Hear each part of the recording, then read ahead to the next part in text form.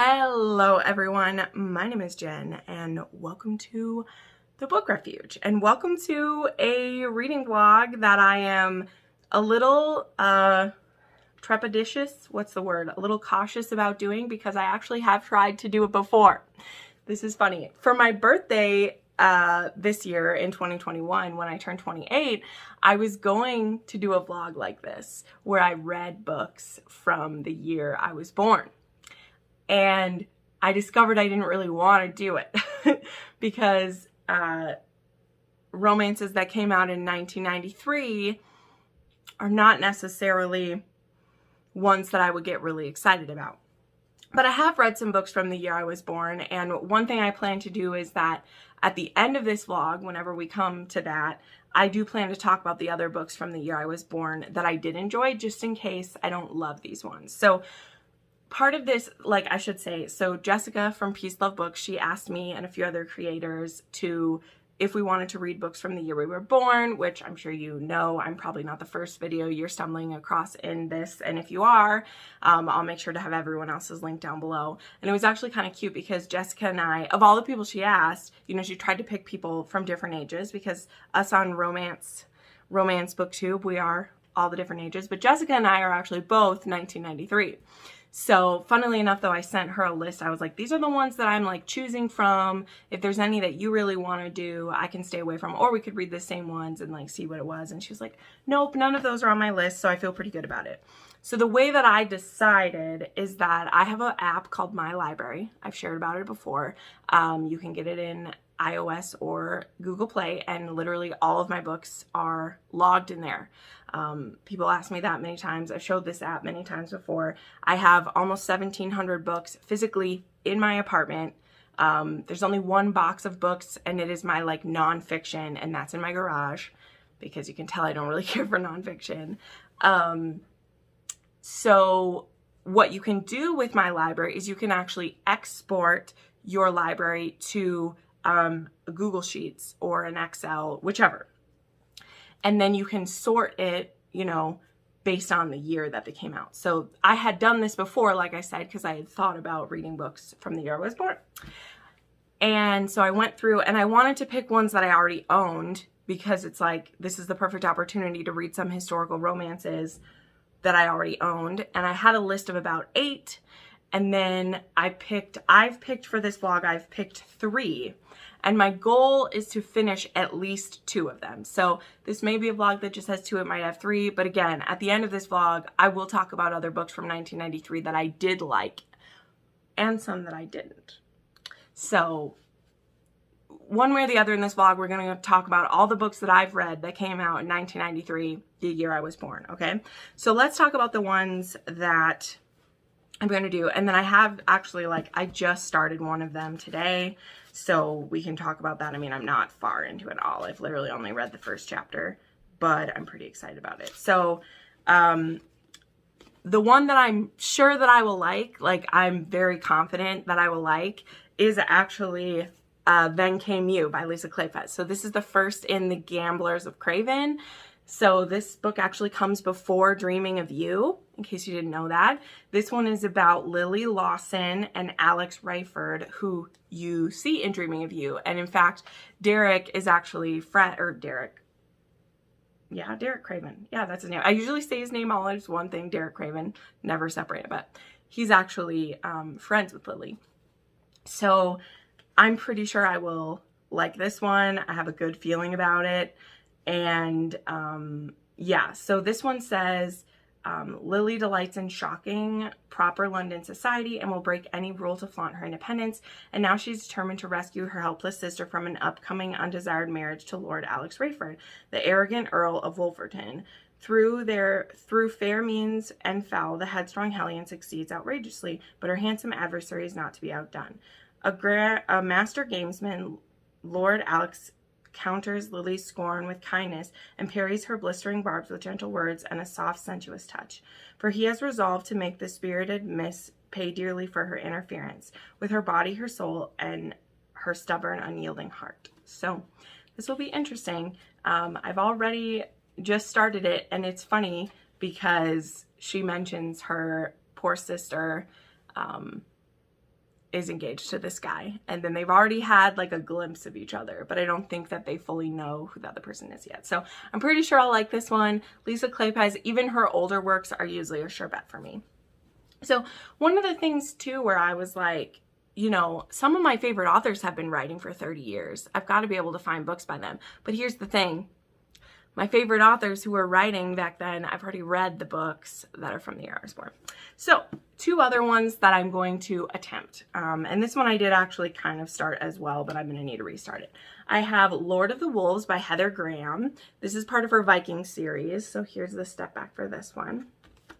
And boy, the writing in this one is really interesting. I'll tell you that. I've heard mixed things about this series of Vikings. So this one says, she was a heroine of her people. With her extraordinary violet eyes, ebony hair, and ivory skin, the French Countess Melisande was a prize for any man. But the teenage Hellion who rode into battle to defend her people belonged to the warrior who saved her life, made her his bride, then disappeared for years.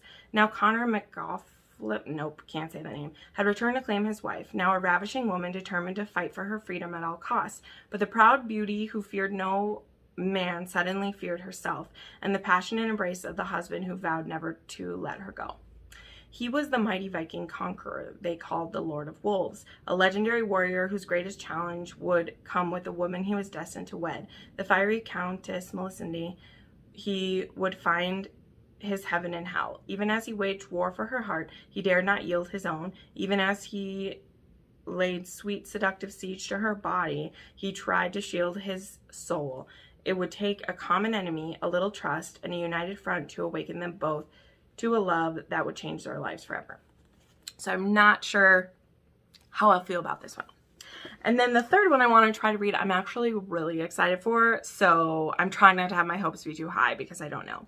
But I have Ice and Rapture by Connie Mason, and this one is a Klondike romance. So this is an American romance that takes place in 1897 in like Seattle, and then in like the Klondike. So here's what this one says.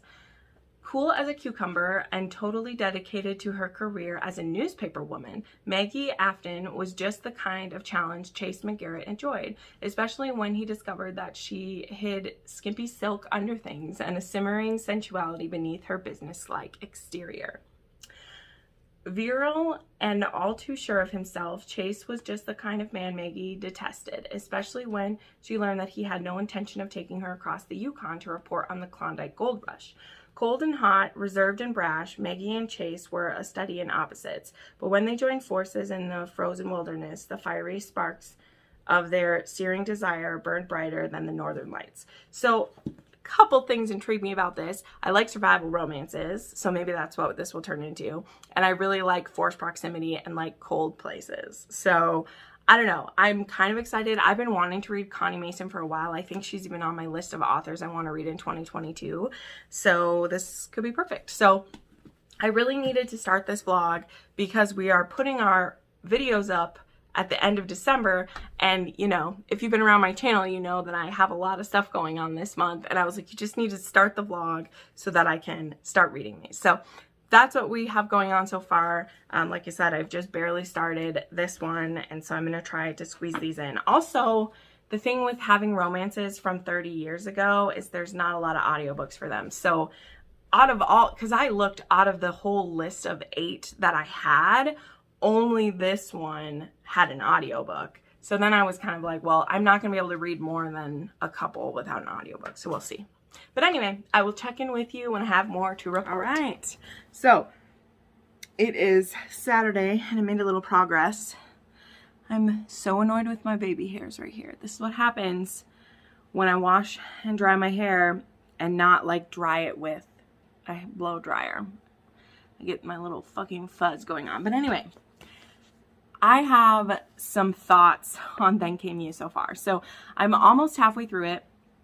I listened to a good chunk of it on audio when I was at work yesterday. Really enjoying it. I mean, I don't know. Lisa Kleypas just writes such great banter, and she writes such great characters. And this one is so fascinating because, like I said before, I've read Dreaming of You already. So this is the book that actually comes before that, because the Gamblers of Craven is 2 books, basically. It's not a duet, but it's also, there's only 2 books in the series. So this one is so interesting because both Alex and Lily really have a like chip on their shoulder, I think is the best way to say it. And Alex has a lot of anger in him. He's very like angry at Lily for her meddling, which is like fair, but also it has such a deep hostility because he's so attracted to her and he sees her as a threat to this very like peaceful, non-romantic marriage that he's about to make with her sister. And she, you know, based on the plea of her friend, who is in love with her sister, she has kind of intervened to try to distract Alex or to get him to like give up his suit. And Alex is just, no, you know, this is the plan I've made. This is what I'm going to do, and you're not going to get in my way. And it's very interesting. And the part I'm at in the book right now, wow, Lisa Kleypas just did something like, I can't believe that she did that. So, don't listen if you don't want to know this, but I really want to talk about the implications of what just happened. So there's a point in this book where Lily is going to help her sister and Zach, is the name of the other guy, to elope and get away and just leave it all behind. And so she soft kidnaps Alex's younger brother, and takes him to Craven's and asks Derek to take him under his wing for the night. And of course, Alex, who is very protective of his younger brother, he has actually just recently removed him from school because his younger brother was severely punished for some minor offenses at school. Like, he literally looks at his brother's back and he's like, this was done by someone who enjoys punishment. And so he's going to get a private tutor for his younger brother and all this stuff. And his younger brother really likes Lily. So he doesn't realize that he's been kidnapped. Like, he knows that he probably shouldn't go with her, but he doesn't think that he's really been like kidnapped. Sorry, my TV up there. I'm watching Super Carlin Brothers. I like to watch them while I edit and do stuff. Anyway, and so as expected, and Lily did this because she expected him to react this way. And it's funny as well because Alex knows that she did it to get him to come to London. And he doesn't know why exactly, but he knows that she did this because he knows she would show up. But he also can't not go because his younger brother's there. So he shows up and she whacks him over the head and ties him to the fucking bed. And she starts messing with him. I mean, not she kind of assaults him. I'll explain what happens. But that's what's happening. Like, she's assaulting him. And she, like, knows that she's doing that too. So let's, like, back up a little bit. One of the, like, final straws between the two of them is that she kind of has these sleepwalking episodes where there's something going on with Lily. I don't want to spoil that part of it, maybe, but Lily is having, like, nightmares and sleepwalking, and Alex will, at different times, has seen her sleepwalking, and he'll see her in these really skimpy, like, nightgowns. They're not, like, super skimpy. And he thinks she's doing it on purpose to, like, tempt him, or that she's having a rendezvous with someone in his house, because that's where her family is staying with him while he's courting her sister and everything. And she's not. She's actually having nightmares. And he catches her in the library when she's literally having a nightmare, and he doesn't, like, believe her, and they end up, like, angry kissing. And Lily, she's definitely been abused. She's been abused sexually. It's obvious. And so she is very upset that he kissed her without permission. And he's like, well, you're in my library. You're not hardly wearing any clothes and all this stuff. And he's not, like, completely slut-shaming her, but he kind of is. But again, I'm never mad with either of them because in his point of view, like, he knows she's trying to mess up his potential marriage with her sister. So he sees whatever she's doing to tease him as like, you are trying to do this to mess up my, like you're trying to get us caught together. So I can't marry your sister. So, and she has done that before. So it's still inexcusable to say that she is purposely, you know, would put herself in a position of danger, but also she has done that before. So, and she has this reputation as being a fallen woman. So he does expect that of her. And again, that is what she's doing those times. So this time now, fast forward back to he's tied to her bed and she's like, how would you feel if I kiss you when you don't want to be kissed? And so she kisses him and he like jerks back and is like, stop it. And then she literally climbs on top of him and starts making out with him and gets him all riled up. And he says stop 2 or 3 times and she just keeps going. She literally, when he tries to move his head away, she holds his head and is forcibly kissing him. And he starts to get aroused because she's grinding on top of him. And then Lily's butler comes in that there's an emergency. And so Lily has to leave, and she wasn't planning to leave, but she has to leave. And now Alex is like, don't you fucking leave, you tease. Like, what are you doing? And I'm going to see you in prison for this. And so it's this really like dark moment where like he's mostly blustering, but also she did just assault him. Like in the same way that forcibly kissing someone until they're aroused, if you do that to a woman, you can do that to a man. And like, that's what Lily is doing. And it's very interesting because I know Lily's backstory and I know what was done to her. And I know that this is an amazing moment of empowerment. In the same way, this is reminiscent of like The Duke and I, where when Daphne realizes that she has power in a moment and she gets so caught up in that, like, I can take what I want without thinking that like, just because you can doesn't mean you should. In the same way that just because men are 99% of the time stronger than a woman, it doesn't mean that they can take what they want from you.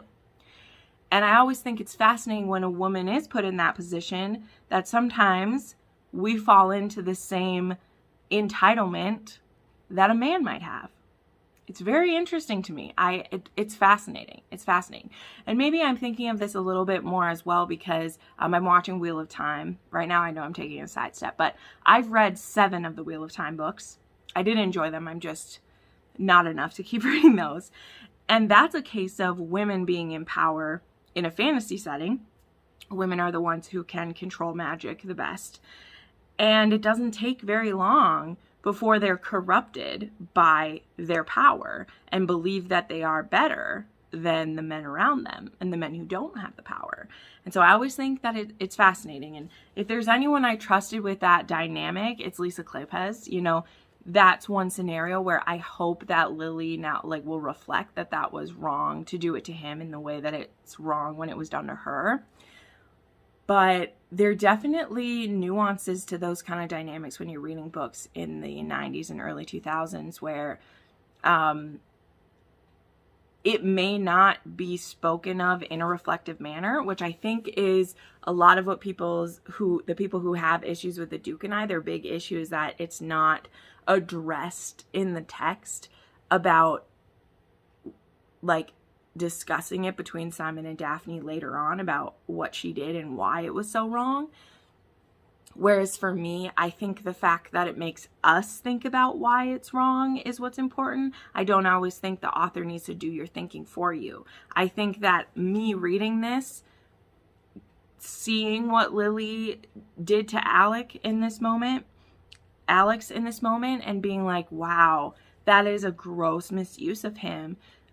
For you to tie him up, get on top of him, arouse him, kiss him in a way that he does not want to be kissed. And that's no different than when it's done to her. And just because he gets aroused and starts kissing you back, it doesn't mean that he was consenting to it, you know? So it's very interesting. It's very good. So what I'm doing the rest of the night, I'm going to try to make some more progress on this because man, I'm looking at the time of year and I'm like, I'm running out of days to do everything I want to do in December. But I have a bunch of presents that need to be wrapped. So hopefully I will listen to an audiobook and do that.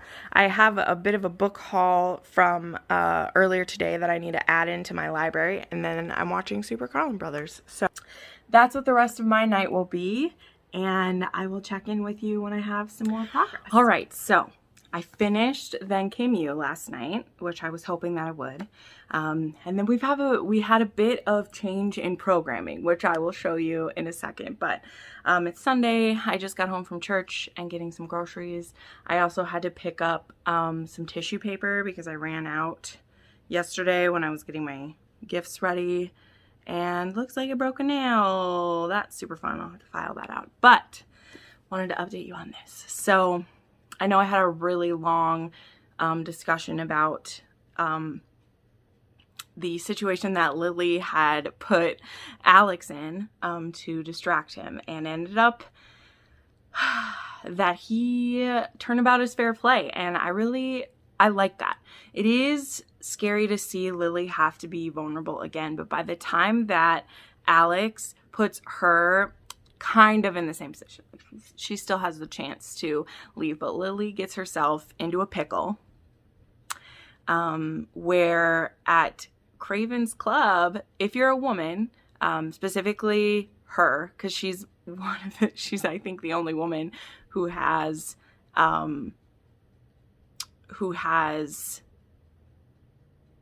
a membership. Jesus, I forgot what it's called. And you can either pay off the debt with money or with her body. And she's really trying to earn this certain amount of money for blackmail. Like she owes someone, well, you don't owe someone blackmail money. He's extorting blackmail money from her. And Alex gets into the game and he crushes her. And Derek, he'd warned her once and she didn't listen. And so he lets it play out. And in fact, he kind of turns the tables on her to teach her a lesson in a way. And so she owes Alex whatever he wants to pay for the debt. And Alex won't take her IOU. He wants her body. That's what he wants. And Lily is just like, I'm not going to like it. I've never liked it before. You won't want this. I'm bad at it. I was told that I'm bad at it. And he's just kind of baffled by this too, because he thought that she was Derek's mistress. I mean, a lot of people think that. He thought she was this promiscuous woman, and he kind of like, he wants his turn type of thing, you know? This, I feel like, isn't that strange of a setup for a historical romance, specifically of that time. Like, you know, he's like, I'm going to win my turn or whatever. And then Derek tells him, he's like, we've never been together. And she tells Alec, like, I've only been with one man and we didn't like it. And neither of us liked it. We never did it again. And I don't want to do it. I'm bad. And he's like, this is what I want. I want this night with you and you owe it to me. And I mean, man, does he make it good for her. And I promise it's coercive. Like, it is a bit coercive, but also she knew what she was getting into when she did this. And I think that knowing what the stakes were, and she kept pushing on even when she could have stopped, I don't think we can fully call it coercive. You know, it's not written that way. It's like, you owe him this debt. You knew what you were getting into. And she gets really mad at Derek for letting her get in this situation. He's like, I warned you and you ignored me. So this is the consequences. But Derek, like, warns Alex, like, if she doesn't have a good, like, if you hurt her, nothing's going to save you from me. So it's clear too that Derek is kind of, he doesn't feel like he's good enough for Lily, which if you've read Dreaming of You, this is not a surprise. Like, Derek doesn't think he's good enough for anyone, but specifically for Lily.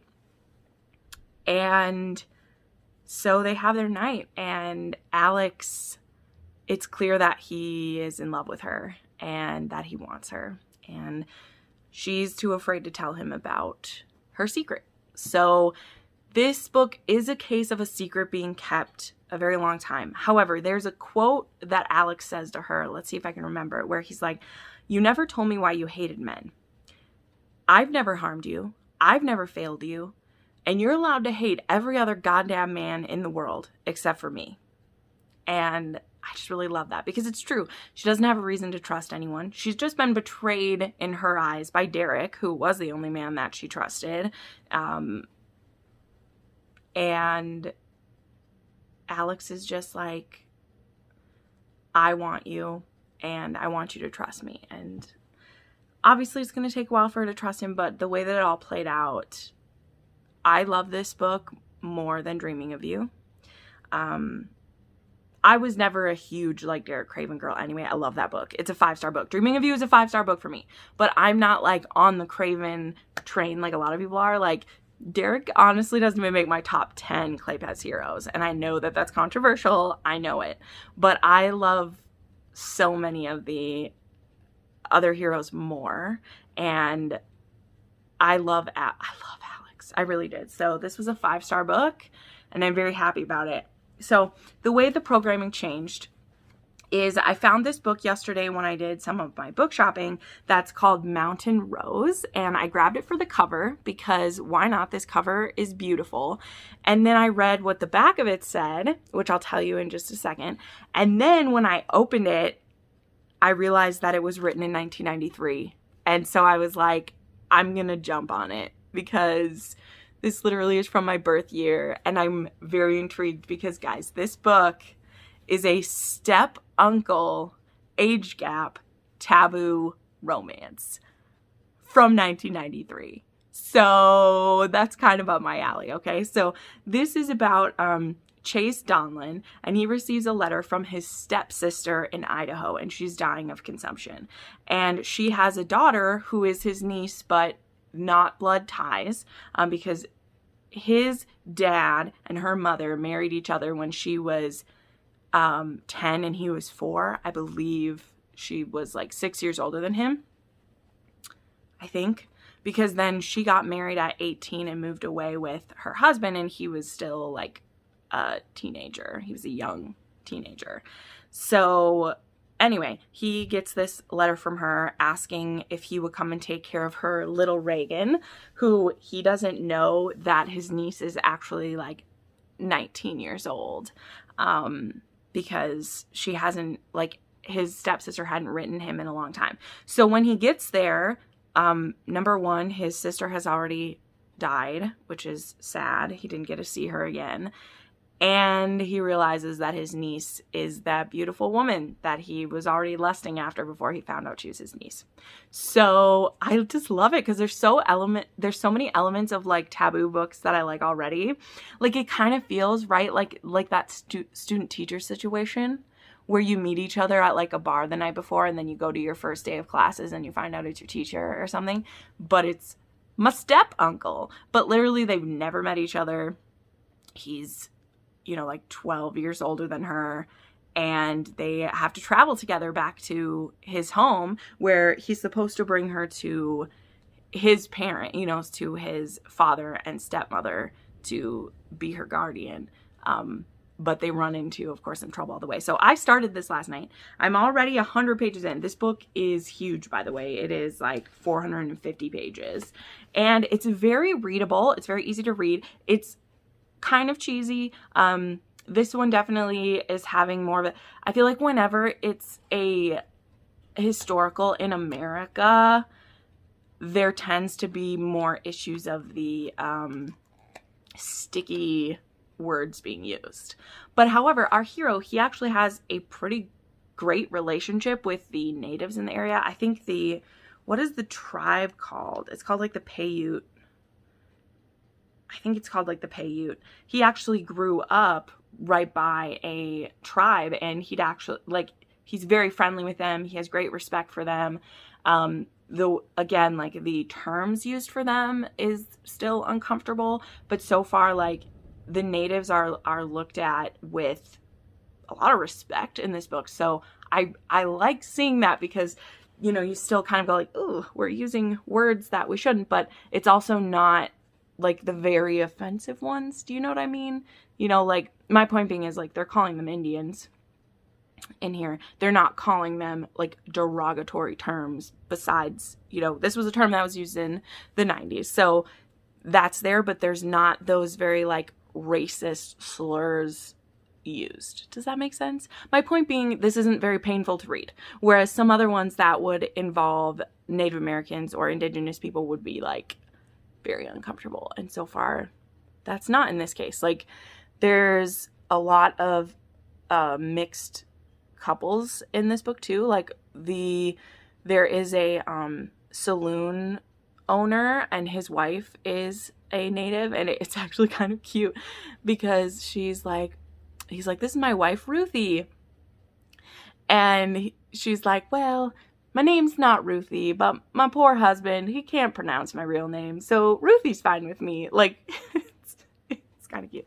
But anyway, so where I'm at right now, Chase is pretending that Reagan is his wife. They've told people that she's his wife.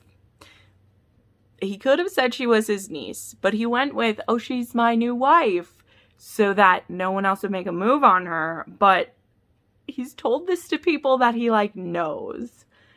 So he's not making the smartest decision. So again, I don't foresee that this book is going to be like the next 5-star read for me. Like it is not going to compare to this. But, you know, in the aspects of like reading a book from the year I was born and seeing what might be, you know, offensive about it or what could have been done better, so far there's nothing horrible in here where I'm like, ooh, this couldn't work today. You know, there are people who are racist in here. Like there's a man who he has stolen a native woman, an indigenous woman, and is abusing her. And all of the white men around are like, they are going to find you and slaughter you for taking their woman. And they say like, these women are tough and you better watch out or she's going to kill you. But they don't want to kill him until the natives know who had taken their woman, because otherwise they would retaliate against all of them, which I kind of love that they will come for their woman and be like, you guys thought to take one of our women, we're going to kill y'all. I know that's a weird opinion for me to have, but in the context of the story, I'm like, they're like, that woman's going to survive and they are going to tear you apart for having taken her. And I'm kind of like, can I watch, please? Anyway, also our heroine has a pet wolf named Lobo, and he's really awesome. So this was another super long clip. So we'll see if I end up reading Rapture, Ice and Rapture, which I do. But it might end up just being these two books. And like I said, I'll talk about some other ones from 1993 because this book is long. And this Sunday today, I have a lot to do. I have, I can't remember if I said this in the last clip, but I have a hangout with the Naughty Librarian today. We're going to be talking about Highlander romance. And then I'm going to record another episode with Read My Lips podcast.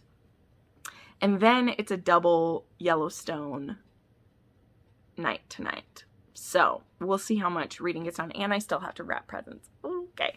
So anyway, I'm getting my food made and I'm going to try to read a little bit before it's time for a podcast and everything. So, all right, we'll talk later. Hello.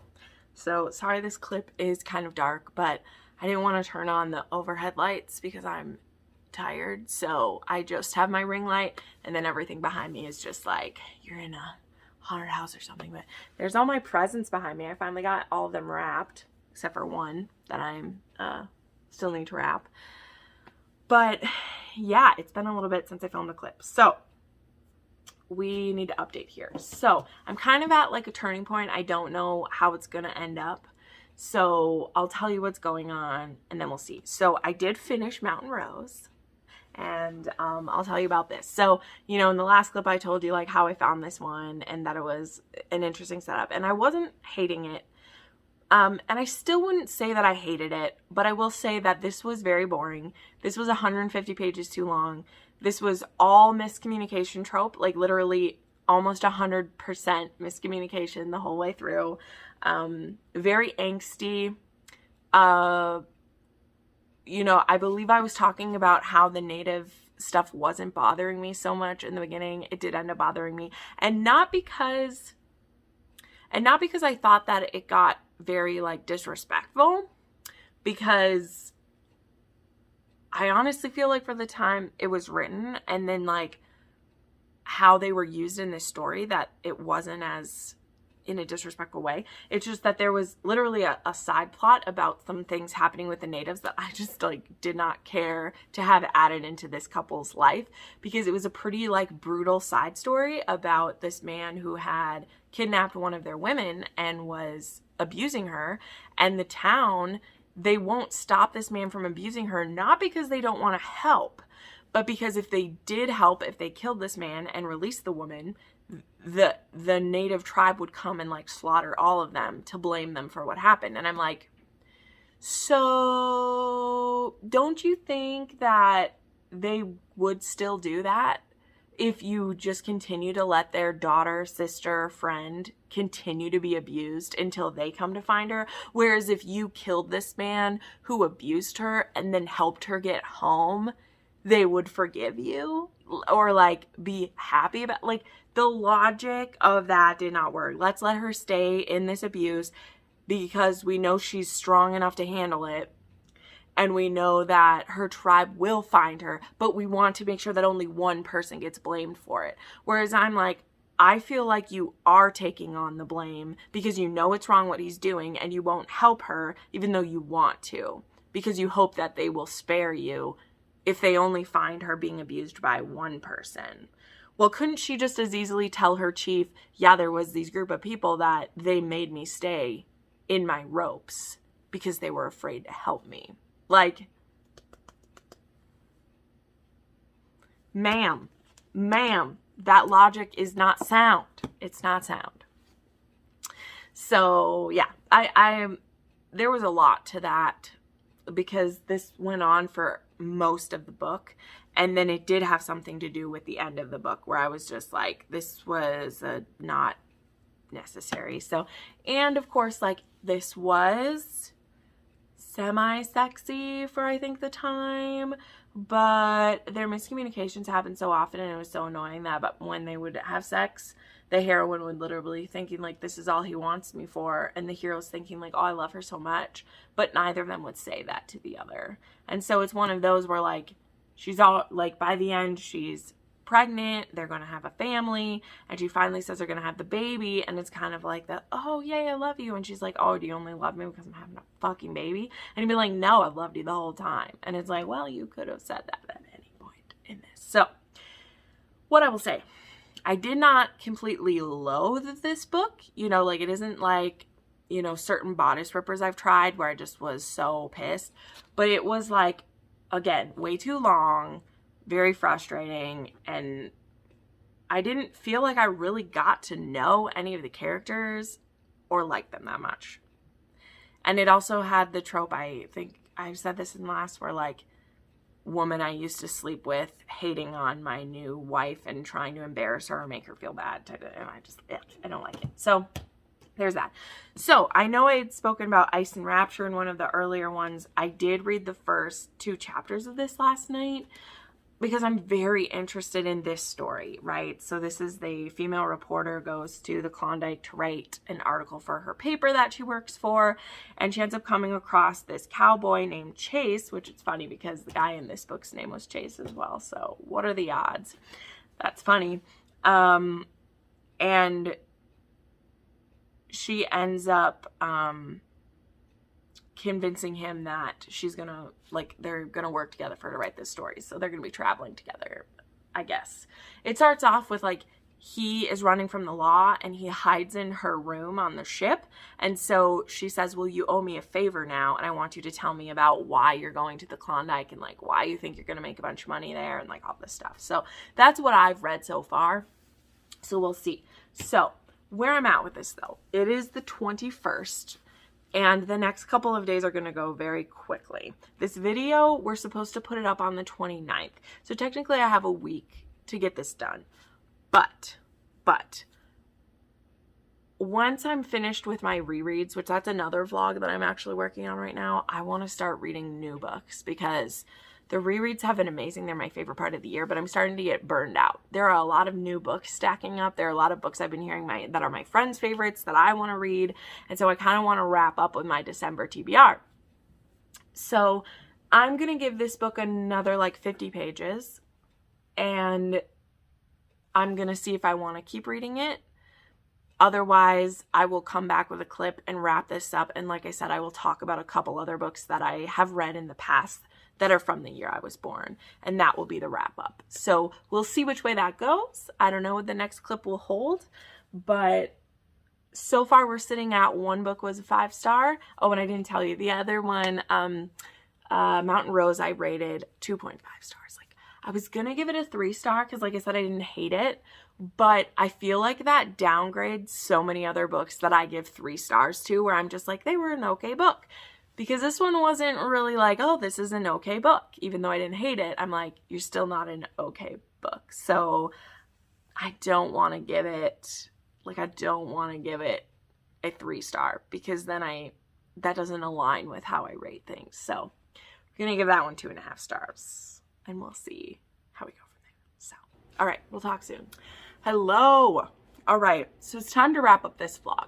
I'm wrapping up a couple of things this morning, and I tried to get fancy because I'm going to be filming my favorite books of the year, which these books did not make it there. I mean, I will say, as you saw, Then Came You really moved me. That is definitely a 5-star read, no surprise. But as I promised, I'm here to kind of wrap up this vlog as well as talk about some other books that are from 1993 that I didn't end up reading or I have already read. Well, the ones I've already read is the point. So the one that I haven't finished yet, which I still believe has potential, and you may still see me. Oh my gosh, I'm sorry. There's late breakfast. Ouch. You may still see me talk about like in another, wrap up or something, because I am interested in finishing this book, but I need to get the filming of this wrapped up, get this video edited, get it up for my channel members to watch, and then get this video put out the day that it's supposed to go out, timelines and things like that. So I am reading Ice and Rapture. I started this when we were going on our Christmas vacation. I'm about 100 pages in, and I am pretty interested. It has a fun plot. I say fun because dangerous things are happening, but it's very there's lots of action happening, which, as I complained about this one, which was just a freaking bore the whole time, this one actually has movement. It has stuff going on. So I already feel like it has a better chance of keeping me engaged. It was just up against some really great books. Like, I was rereading McGreeve and I was reading Bound by Tiffany Roberts, and those books are just so engaging for me. So this one, it was kind of just like sad.